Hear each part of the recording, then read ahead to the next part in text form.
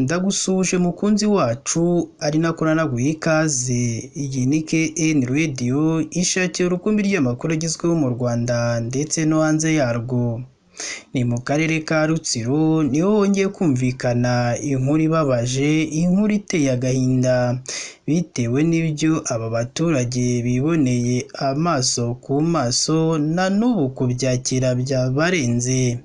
Ese ubuyobozi bwaba bwatangaje iki nyuma yo kubona ukuntu abaturage bahiye ubwoba bitewe n'ibyo biboneye amaso ku yandi? Ese inzego z'ibanze zo zaba zatangaje iki nyuma yo kubona abaturage bahiye ubwoba bagakuka umutima bitewe n'iyo nkuru mbi cyane yasakaye muri aka karere ka Rutsiro?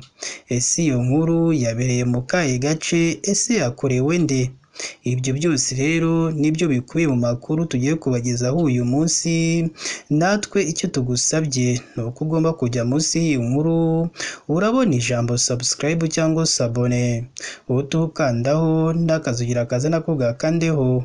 Icyo gihe uzaba uwawe wa mbere mu kubona amakuru ya KN Radio tugenda tubagezaho umunsi ku wundi. Reka twitse gato turaza tubabwira byinshi kuri iyo nkuru ikomeje kubabaza abatuye muri aka karere ka Rutsiro bitewe n'ibyo biboneye amaso ku yandi na n'ubu kubyakira byabarenze nyuma yo kubona iyo nkuru y'incamugongo yasakaye muri ako karere kabo. Tubibutse ko iyi ari KN Radio.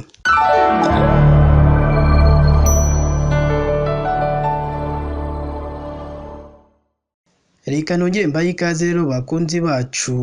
Iyi ni KN Radio ishakira urukumbi ry'amakuru yizewe mu Rwanda ndetse no hanze yarwo. Ni mu karere ka Rutsiro hongeye kumvikana inkuru ibabaje, inkuru iteye agahinda nyuma y'uko umugabo yagiye kwirobera isambaza zo gukoza ubugari maze inkuba ihita imukubitira mu mazi, bagiye kureba basanga yapfiriyemo. Icyo nkwisabiye rero ni uko ugomba kujya munsi y'iyi nkuru urabona ijambo subscribe cyangwa sabone, utukandaho n'akazugira kaza nako gakandeho. Icyo gihe uzaba ushimangiye yuko ugiye kujya uba uwa mbere mu kubona amakuru ya KN Radio tugenda tubagezaho umunsi ku wundi. Umugabo wakubiswe n'inkuba n'uwo mu karere ka Rutsiro yitwa Manishimwe Elia. Yakubiswe n'iyi nkuba arapfa ubwo yari arimo aroba isambaza zo kujya gukoza ubugari. Umugore w'uyu nyakwigendera yumvise iyi nkuru akuka umutima amera nk'uguye muri koma bitewe n'iyo nkuru mbi cyane yari amaze kwakira, ngo kandi umugabo we yari avuye mu rugo amubwira ko agiye kuzana isambaza zo gukoza ubugari yari avuye kugura. Iyo nkuru yaciye igikuba mu baturanyi n'abandi bayumvise. Yabaye ku itariki ya 13 Kanama 2024 mu masaha ashyira saa 9 z'ijoro. Iyi nkuru kandi yababaje abayumvise ndetse n'abayibonye. Yabereye mu murenge wa Kivumu, akagari ka Karambi, wo mu mudugudu wa Rusumo wo muri aka karere ka Rutsiro. Iyi nkuru y'incamugongo ikomeje gutera intimba mu baturage yanemejwe n'umunyamabanga nshingwabikorwa w'umurenge wa Kivumu Musigire Niyonkuru Salomo, aho yabihamirije itangazamakuru agira ati amakuru yamenyekanye mu rukerera ko inkuba ikubise Manishimwe ahita abura ubuzima. Yamukubise ari mu bwato agiye kuroba isambaza. Umurambo w'uyu nyakwigendera wahise woherezwa ku bitaro bya Gisenyi kugira ngo ukorerwe isuzuma mbere y'uko ushyingurwa. Aka karere kandi ka Rutsiro ni kamwe mu dukunda kwibasirwa n'inkuba n'intara y'Iburengerazuba zose hamwe muri rusange zikambura abaturage ubuzima, ngo dore ko mu ntangiriro za Nyakanga mu karere ka Ngororero naho inkuba zishe abaturage mu ijoro rimwe. Ubuyobozi kandi buhora bugira inama abaturage gukomeza kwirinda gukoresha ibikoresho bikoresha umuriro mu gihe imvura irimo kugwa. Mu gihe imvura ibasanze mu mayira, ntibugame munsi y'ibiti ndetse no kuvugira kuri telefone mu gihe cy'imvura, bityo bakirinda ibibazo byose byaturuka kuri ibi byose tumaze kubabwira. Abaturage kandi bo muri aka gace bababajwe n'uyu mugabo wishwe akubiswe n'inkuba, ngo dore ko yabaniraga neza n'abaturanyi be, ngo kuko yari ifura, yari inyangamugayo.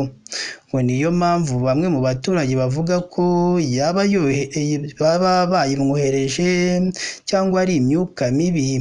Abandi bakavuga ko bitewe n'urukundo yakundwaga n'aba baturage, nta muntu w'umuturage wakagombye kumuhemukira, ngo kuko nta muntu n'umwe yajyaga abanira nabi. Inzobere mu bijyanye n'ubumenyi bw'isi zivuga ko kugira ngo habeho ibyo abantu bita inkuba bikomoka ku bushyuhe n'ubukonje butabasha gukorana, hakabaho iturika risandara ry'iyi myuka. Bakemeza ko uwo imyuka ikonje n'ishyushyu ihuriyeho bashobora kubyita ko akubiswe n'inkuba. Ni n'aha natwe dusoreje amakuru yacu, tubashimira wowe wakoze subscribe cyangwa se abone, nawe nimba utarakora subscribe jya munsi y'iyi nkuru urabona ijambo subscribe cyangwa se abone, utukandaho n'akazogera kaza nako gakandeho. Icyo gihe uzaba ushimangiye yuko ugiye kujya uba uwa mbere mu kubona amakuru ya KN Radio tugenda tubagezaho umunsi ku wundi. Si ibyo gusa kandi ugomba no kuduha igitekerezo cyawe, haba ari ikitugira inama ndetse n'ibyo tugomba gukosora mu makuru yacu tugenda tubaha umunsi ku wundi, kugira ngo ubutaha tujye tubaha amakuru meza kandi yizewe. Si ibyo gusa, ugomba gufata n'inkuru yacu ukayisangiza abandi kugira ngo bamenye aho ibyiza biherereye. Reka ushimire kandi nkomeze nkwifuriza kugira umunsi mwiza, kandi Imana yo mu ijuru ijye ikomeza ibane namwe umunsi ku wundi.